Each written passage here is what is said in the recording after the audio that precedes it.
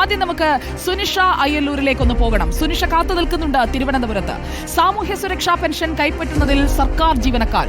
സംസ്ഥാനത്തെ 1458 സർക്കാർ ജീവനക്കാർ സാമൂഹ്യ സുരക്ഷാ പെൻഷൻ കൈപ്പറ്റുന്നതായി കണ്ടെത്തിയിരിക്കുകയാണ്. ഗസറ്റഡ് ഉദ്യോഗസ്ഥർ അടക്കമാണ് ഈ പെൻഷൻ കൈപ്പറ്റുന്നത്. ധനവകുപ്പ് നിർദ്ദേശപ്രകാരം ഇൻഫർമേഷൻ കേരള മിഷൻ നടത്തിയ പരിശോധനയിലാണ് തട്ടിപ്പ് കണ്ടെത്തിയത്. അനധികൃതമായി കൈപ്പറ്റിയ പെൻഷൻ തുക പലിശയടക്കം തിരിച്ചുപിടിക്കാൻ ധനവകുപ്പ് നിർദ്ദേശിച്ചിരിക്കുകയാണ്. Sunisha Ayyallur, good evening. ഇതൊരു ബിഗ് ബ്രേക്കിംഗ് ആണ്. ക്ഷേമ പെൻഷൻ കിട്ടാതെ ജനം ഇവിടെ നട്ടം തിരിയുമ്പോഴാണ് സർക്കാർ ഉദ്യോഗസ്ഥർക്കും ആ പെൻഷൻ കിട്ടുന്നത്. ഇത് തിരിച്ചുപിടിക്കാൻ നടപടി ഉണ്ടാകുമോ? സുജിയ, അങ്ങനെയാണ് ഇപ്പോൾ ധനവകുപ്പ് പറയുന്നത്. ഏതായാലും ഇത്തരത്തിൽ അനർഹരായവർ ഇങ്ങനെ ക്ഷേമ പെൻഷൻ വാങ്ങുന്നതുമായി ബന്ധപ്പെട്ടുകൊണ്ട് ഒരു പരിശോധന നടത്തിയിരുന്നു. നേരത്തെ തന്നെ ഇത്തരത്തിൽ പെൻഷൻ വാങ്ങുന്നുണ്ട് എന്ന ചില ആരോപണങ്ങൾ ഉയർന്നിരുന്നു. അതിന്റെ പശ്ചാത്തലത്തിലാണ് ധനവകുപ്പ് ഇത്തരത്തിലൊരു അന്വേഷണത്തിന് ഉത്തരവിട്ടത്. പിന്നാലെ തന്നെ ഇൻഫർമേഷൻ കേരള മിഷൻ നടത്തിയ പരിശോധനയിലാണ് ഇത്തരത്തിൽ സർക്കാർ ജീവനക്കാരും പെൻഷൻ പറ്റുന്നതായി കണ്ടെത്തിയിരിക്കുന്നത്. ക്ഷേമ പെൻഷൻ പറ്റുന്നതായി, സാമൂഹ്യ സുരക്ഷാ പെൻഷൻ പറ്റുന്നതായി. സുജിയ, കണക്കുകൾ സൂചിപ്പിക്കുന്നത് സംസ്ഥാനത്തെ 1458 സർക്കാർ ജീവനക്കാരാണ് ഇത്തരത്തിൽ സാമൂഹ്യ സുരക്ഷാ പെൻഷൻ കൈപ്പറ്റുന്നത് എന്നതാണ്. അതിൽ ഗസറ്റഡ് ഉദ്യോഗസ്ഥർ അടക്കമുള്ളവർ ഈ പെൻഷൻ കൈപ്പറ്റുന്നുണ്ട്. ഹയർ സെക്കൻഡറിയിൽ ഉൾപ്പെടെ അധ്യാപകരുണ്ട്, കോളേജ് ലെക്ചററുണ്ട്.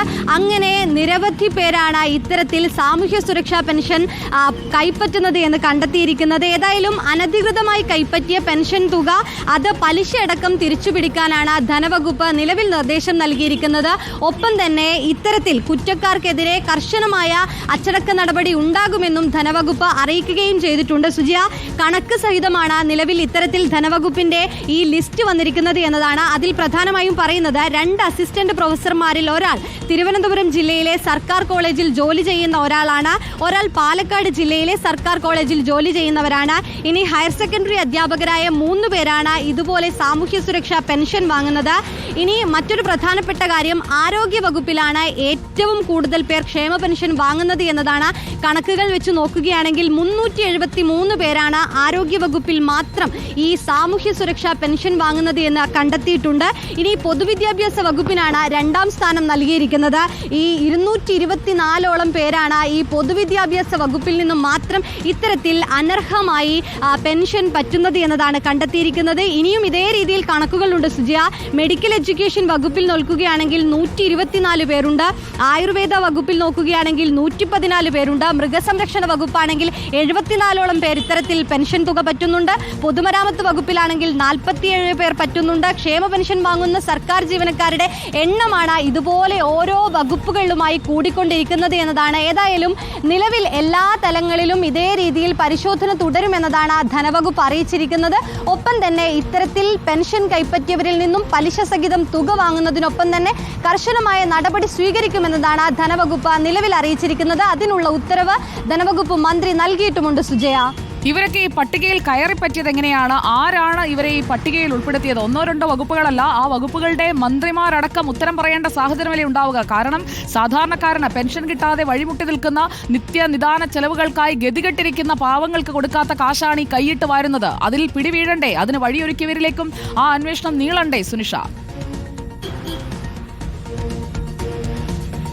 തീർച്ചയായിട്ടും സുജയ, അത് നീളേണ്ടത് തന്നെയാണ്. അത് തന്നെയാണ് ഒരുപക്ഷെ എങ്ങനെയാണ് ഇത്തരത്തിൽ അനർഹരായവർ ഈ പെൻഷൻ പട്ടികയിൽ വന്നത് എന്നതിൻ്റെ കാരണം തന്നെയാണ് ധനവകുപ്പ് നിലവിൽ ആരാഞ്ഞിരിക്കുന്നത്. അതുകൊണ്ട് തന്നെ ഈ സുജയ സൂചിപ്പിച്ചതുപോലെ തന്നെ എല്ലാ വകുപ്പിലും ഇപ്പോൾ 1-2 വകുപ്പുകളല്ല, ഇത് ഒട്ടുമിക്ക വകുപ്പുകളിലുള്ളവരും ഇതേ രീതിയിൽ പെൻഷൻ തുക പറ്റുന്നുണ്ട് എന്നതാണ് പ്രധാനപ്പെട്ട കാര്യം. അതുകൊണ്ട് തന്നെ ഇവരുടെ പേരെങ്ങനെ ഈ ലിസ്റ്റിൽ വന്നു, അതിന് ആരൊക്കെ കൂട്ടുനിന്നു, ആരുടെയൊക്കെ അറിവോടെയാണ് എന്നതൊക്കെ തന്നെയും പുറത്തേക്ക് വരേണ്ടതുണ്ട്. അതുകൊണ്ട് തന്നെ അത്തരത്തിലുള്ളൊരു അന്വേഷണവും വിശദീകരണവും ഓരോ വകുപ്പ് തലത്തിൽ തന്നെ ആവശ്യപ്പെട്ടിട്ടുണ്ട് എന്നതാണ് നിലവിൽ മനസ്സിലാക്കാൻ കഴിയുന്നത്.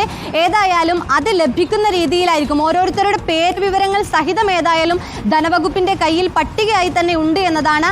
അതിനനുസരിച്ച് ഇനി നടപടി കൈക്കൊള്ളുമെന്നതാണ്. അത് വകുപ്പ് തല അന്വേഷണത്തിലേക്ക് കൂടി കാര്യങ്ങൾ കടക്കുമെന്നത് തന്നെയാണ്. നിലവിൽ എല്ലാ വകുപ്പുകളോടും ഇതുമായി ബന്ധപ്പെട്ട് എങ്ങനെയാണ് ഇങ്ങനെയൊരു സംഭവം ഉണ്ടായത്, ഈ പറഞ്ഞതുപോലെ പെൻഷൻ നൽകാൻ സർക്കാർ സർക്കാർ പെടാപ്പാട് പെടുമ്പോഴാണ് ഇത്തരത്തിൽ അനർഹരായവർ പോലും 1400-ഓളം പേരാണ് ഉൾപ്പെട്ടിരിക്കുന്നത് എന്നതും വലിയൊരു വസ്തുതയാണ്. അതുകൊണ്ട് തന്നെ ധനമന്ത്രി നിർദ്ദേശിച്ചിട്ടുണ്ട്. ധനമന്ത്രിയുടെ അടക്കം പ്രതികരണങ്ങൾ നമുക്ക് കിട്ടേണ്ടതുണ്ട്. നോക്കൂ, 1458 സർക്കാർ ജീവനക്കാരാണ് സാമൂഹ്യ സുരക്ഷാ പെൻഷൻ കൈപ്പറ്റുന്നത്. ഏത് മാനദണ്ഡത്തിന്റെ കീഴിലാണ് ഇവർ ഈ പട്ടികയിൽ കയറിക്കൂടിയത്? നാണമില്ലേ എന്ന ഒറ്റ വാക്കാണ് അവരുടെ മുഖത്തിന് നേരെ പെൻഷൻ കിട്ടാതെ വിഷമിച്ചിരിക്കുന്ന പാവങ്ങൾക്ക് ചോദിക്കാനുള്ളത്. ഗസറ്റഡ് ഉദ്യോഗസ്ഥരടക്കമാണ് ഈ പെൻഷനിൽ കൈയിട്ട് വരുന്നത്. ഇൻഫർമേഷൻ കേരള മിഷൻ നടത്തിയ പരിശോധനയിലാണ് ഈ തട്ടിപ്പ് കണ്ടെത്തിയത്. ക്ഷേമ പെൻഷൻ വാങ്ങുന്നവരിൽ കോളേജ് അസിസ്റ്റന്റ് പ്രൊഫസർമാർ വരെയുണ്ട് എന്നത് കേൾക്കുമ്പോഴാണ് നമുക്ക് തന്നെ അത് പറയാനൊരു നാണക്കേട് തോന്നുന്നത്. അനധികൃതമായി കൈപ്പറ്റിയ പെൻഷൻ തുക പലിശയടക്കം തിരിച്ചുപിടിക്കാനാണ് ഇപ്പോൾ ധനവകുപ്പ് നിർദ്ദേശിച്ചിരിക്കുന്നത്.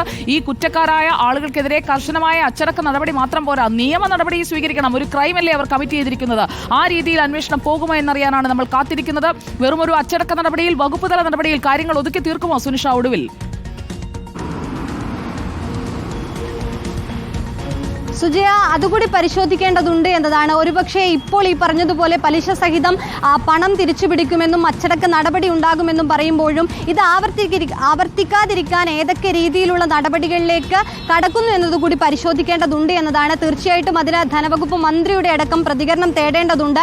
ഇത് എങ്ങനെയാണ് മുന്നോട്ടേക്ക് പോകാനുള്ളത്, ഇതിന്റെ നടപടികൾ ഏത് വിധേന മുന്നോട്ട് കൊണ്ടുപോകാനാണ് നീക്കം എന്നതടക്കം പരിശോധിക്കേണ്ടതുണ്ട് എന്നതാണ്. നിലവിലേതായാലും ഈ പറഞ്ഞതുപോലെ ഈ ഓരോരുത്തർക്കും എങ്ങനെയാണോ ഇവർ ഇതിലേക്ക് കടന്നു പറ്റിയിരിക്കുന്നത് അവർക്കെതിരെയൊക്കെ തന്നെയും ഈ അനർഹമായി ഈ കൈപ്പറ്റുന്നവർക്കെതിരെ പെൻഷൻ തുക കൈപ്പറ്റുന്നവർക്കെതിരെയും ഒപ്പം തന്നെ ഇവരെ ഈ ലിസ്റ്റിൽ ഉൾപ്പെടുത്തിയവർക്കെതിരെയുമുള്ള കർശനമായ നടപടി എന്നതാണ്.